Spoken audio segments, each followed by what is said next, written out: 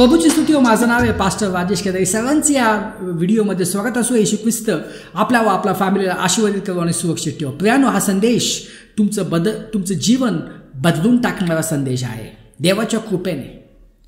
आपण जाऊया कलसेकराचे पत्र अध्याय 1 आणि वचन 13 आपण वाचूया. त्याने आपल्याला अंधाराच्या सत्तेतून काढून आपला प्रिय पुत्राच्या राज्यात आणून ठेवले.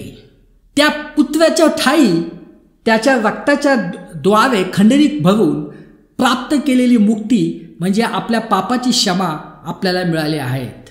तर प्रियानो, इथं काय म्हटलंय की येशू ख्रिस्ताने आपल्याला अंधाराच्या सत्तेतून बाहेर काढलेला आहे. आपल्याला अंधाराच्या राज्यातून बाहेर काढलेलं आहे. प्रियानो, अंधकाराच्या राज्यामध्ये काय असतं? अंधकाराच्या राज्यामध्ये अंधाराचे नियम असतात, अंधाराचा न्याय असतो आणि अंधाराचा अधिकार असतो, अंधकाराचं कंट्रोल असतं. प्रियानो, पुष्कळ लोक जे आहेत त्या अंधाराच्या राज्यामध्ये आज अडकून पडलेले आहेत. पुष्कळ लोकांना माहिती नाहीये की ते अंधाराच्या राज्यामध्ये ते अडकून पडलेले आहेत. जिथं अंधाराची सत्ता असते, जिथं अंधाराचे नियम असतात, जिथं अंधाराचे अधिकार असतो आणि जिथं अंधार त्यांना कंट्रोल करतो. पुष्कळ लोक जे आहेत त्या अंधाराच्या राज्यामध्ये अंधारात अडकून पडलेले आहेत आणि पुष्कळ लोकांना वाटतं की त्यातून ते बाहेर पडावे, पण ते पडू शकत नाहीयेत. कारण अंधाराची शक्ती जी आहेत, शक्तीचं नियंत्रण त्यांच्यावर आहे. कारण अंधाराच्या राज्यामध्ये अंधाराची सत्ता चालते. पुष्कळ आज लोक जे आहेत ते डिप्रेशनचे शिकार झालेले आहेत. पुष्कळ लोक जे आहेत ते पापामध्ये गरफटून गेलेले आहेत. कारण पुष्कळ लोक जे आहेत ते या अंधाराच्या सत्तेमध्ये अडकून पडलेले आहेत. या अंधाराच्या शक्तीचे जे व्यसन आहेत त्यामध्ये अडकून पडलेले आहेत. सिगरेट पिण्यामध्ये अडकून पडलेला आहे. एका दिवसाला 2-3 पाकिटं पितात. दारूमध्ये अडकून पडलेले आहेत. सकाळी उठल्या त्यांना काय लागते? दारू लागते. म्हणून तुम्ही कुठले पण दारूचे दुकान बघा, तुम्हाला सकाळी 7-8 वाजता ओपन होतात आणि तिथं लोक बसलेले असतात. दारूच्या दुकानामध्ये नेहमी गर्दी असते, तुम्ही बघा. कारण अंधाराची शक्ती त्यांना नियंत्रित करत आहेत. अंधाराच्या राज्यामध्ये डिप्रेशन असतं, तिथं शाप असतो, तिथं पापामध्ये गुरफटलेले लोक असतात. काय लोकांना तिथून बाहेर पडायचं असतं, म्हणून ते निर्णय घेतात, आता उद्यापासून मी दारू पिणार नाही, उद्यापासून मी ड्रग्स घेणार नाही, उद्यापासून मी व्यभिचार करणार नाही. पण प्रियानो, 1-2 दिवस ते ठीक होतं, पण नंतर जे आहे, नंतर ते पहिल्यापेक्षा विचित्र बनतात, पहिल्यापेक्षा जास्त ते व्यसनामध्ये जातात. कारण मनुष्य स्वतःला जो आहे या अंधाराच्या सत्तेतून, अंधाराच्या राज्यातून स्वतःला बाहेर काढू शकत नाहीये. त्यासाठी येशू ख्रिस्त आला होता. त्याने क्रूसावर रक्त सांडले, त्याने आमच्या पापासाठी खंडणी दिली. ती खंडणी म्हणजे येशू ख्रिस्ताचे रक्त त्यांनी दिले आणि त्याने जे आहेत आपल्याला अंधाराच्या राज्यातून त्याच्या राज्यात आणून ठेवले. प्रियानो, आपण येशू ख्रिस्ताच्या राज्यात आलो आहेत आपल्या कर्माने नव्हे. येशू ख्रिस्ताने आपल्याला आणलेलं आहे. पण पुष्कळ लोक आज अंधाराच्या राज्यामध्ये अडकून पडलेले आहेत. त्यांचं जीवन बर्बाद होतंय, त्यांचं स्वास्थ्य खराब होतंय, त्यांचं भविष्य खराब होतंय, त्यांचे रिलेशन्स खराब होत आहेत, करिअर खराब होतंय, पण त्यामध्ये ते अडकलेले आहेत. आणि तसं मी तुम्हाला सांगितलं, पुष्कळ लोकांना माहीत नाहीये ते अंधाराच्या राज्यामध्ये आहेत. पुष्कळ लोकांना माहीत नाहीये की अंधाराची सत्ता त्यांचे जीवन नियंत्रित करते. त्यांना ते माहीत नाहीये. तर कसं ओळखायचं की आपण अंधाराच्या राज्यामध्ये आहेत, जिथला राजा सैतान आहे? कसं ओळखायचं? पहिली गोष्ट म्हणजे देवाच्या अज्ञानाचा अंधकार. प्रियानो, अंधाराच्या राज्यामध्ये देवाबद्दल काही गोष्टी केल्या जात नाही. देवा विश्वासच ठेवला जात नाहीये. तिथं देवाच्या गोष्टींचा अंधकार असतो. तिथं लोक विश्वास ठेवतात की देव नाहीयेत.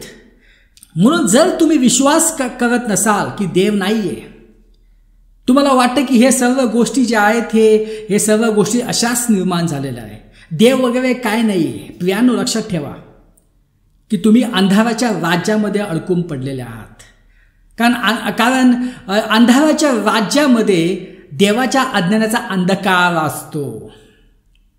दुसरी गोष्ट, देवापासूनच्या विभक्तीचा अंधकार असतो. प्रियांनो, जेव्हा आपण पापामध्ये असतो, पवित्र शास्त्र म्हणतं की जेव्हा आपण पाप करतो तर देवामध्ये आणि आपल्यामध्ये एक सेपरेशन होतं. आपण देवापासून विभक्त होतो, कारण आपण सर्वांनी पाप केलेला आहे. आणि म्हणून काय होतं की देवापासून आपण विभक्त होऊन जातो. तर अंधकारामध्ये काय असतं? देवापासून विभक्तेचा अंधकार असतो. तिसरी गोष्ट, तिथं पापाचा अंधकार असतो. तिथं सर्व प्रकारचे पाप असतात. आणि तिथं अशी शिकवण असते की चालतं पाप केल्यावर काही होत नाहीये, हे तर स्टाईल आहे. चालतं सिगरेट पिल्यावर, चालतं वेश्यांकडे गेल्यावर, चालतं होमोसेक्सुअलिटीमध्ये पडल्यावर, चालतं दारू पिल्यावर, चालतं ड्रग्ज घेतल्यावर, हे सर्व जगाची स्टाईल आहे. चालतं चालतं चालतं. आणि म्हणून लोकांना ते आवडतं. जर तुमचा असा विश्वास असेल तर तुमच्यावर अंधाराची सत्ता जी आहे ते नियंत्रित करते. चौथी गोष्ट म्हणजे तिथं जे असतं अपराधांचा अंधकार असतो. Darkness of guilt, कंडमिनेशन.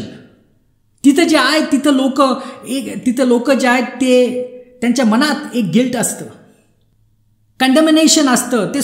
ते निषेध करतात. गिल्ट असतं की त्यांनी जीवनात चुकीचं कामं केलेले आहेत आणि संपूर्ण आयुष्य त्या गिल्टमध्ये ते जीवन जगतात. ते स्वतःचा निषेध करतात. प्रियांनो, जर तुमच्या हृदयामध्ये आज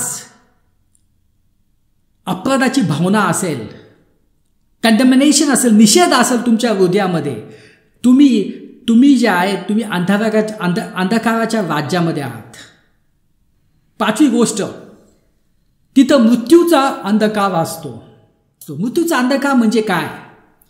जेव्हा आपण पाप करतो, कारण बायबलमध्ये लिहिलं आहे पापाचं वेतन काय? मृत्यू आहे. तर आपल्याला वेतन मिळतं, पापाचं वेतन मिळतं, आणि ते वेतन म्हणजे मृत्यू. म्हणजे आपलं या पृथ्वीवरचं जीवन तर बर्बाद होतंच, पण त्यानंतर आपण जे आहे अनंत काळासाठी आपल्याला नरकात टाकलं जातं. प्रियांनो, अशा अंधकारापासून देवाने, येशू ख्रिस्ताने आपल्याला बाहेर काढलेलं आहे आणि देवाने येशू ख्रिस्ताच्या राज्यात आपल्याला आणून सोडलेलं आहे. हे अंधकारचं राज्य खूप भयंकर आहे. हे अंधकाराची सत्तेखाली असणे खूप भयंकर आहे प्रियांनो. कारण त्या सत्तेचं त्यांचं एम आहे, एकच मकसद आहे की तुमचं जीवन बर्बाद करायचं. प्रियांनो, पवित्र शास्त्र म्हणतो की सैतान येतो चोरी करण्यासाठी, तुमचा घात करण्यासाठी, तुम्हाला मारण्यासाठी. म्हणून हे जे अंधकाराचं राज्य आहे त्यांचा एकच हेतू आहे, तुमचं जीवन बर्बाद करणं. पुष्कळ लोकांना माहीत नाहीये. त्यांना वाटतं की त्यांचं जीवन चांगलं होईल जेव्हा ते या अंधकाराच्या राज्यामध्ये असतील. पण प्रियांनो, तुमचं जीवन जे आहे चांगलं नाही होणार. हे तुम्हाला आत्ता समजणार नाहीये, पण नंतर तुम्हाला समजेल की तुमचं जीवन बर्बाद झालेलं असेल. आणि हीच वेळ आहे येशूकडे प्रार्थना करण्याची की येशू ख्रिस्ता, मला तू या अंधकाराच्या राज्यापासून मला सोडव. कारण तो सोडू शकतो, तुम्ही सोडू शकणार नाही स्वतःला. एक मनुष्य दुसऱ्या मनुष्याला सोडू शकणार नाहीये. देवच तुमची मदत करू शकतो. येशू ख्रिस्त तुमची मदत करू शकतो. तो तुम्हाला या पापाच्या याच्यामध्ये तुम्ही अडकलेला आहे त्यातून तो बाहेर काढू शकतो. हालेलुया. आपण प्रार्थना करूया. पिता परमेश्वर, धन्यवाद देतो या वेळेसाठी. ही सर्व प्रार्थना येशू ख्रिस्ताच्या नावाने करतो. आमेन.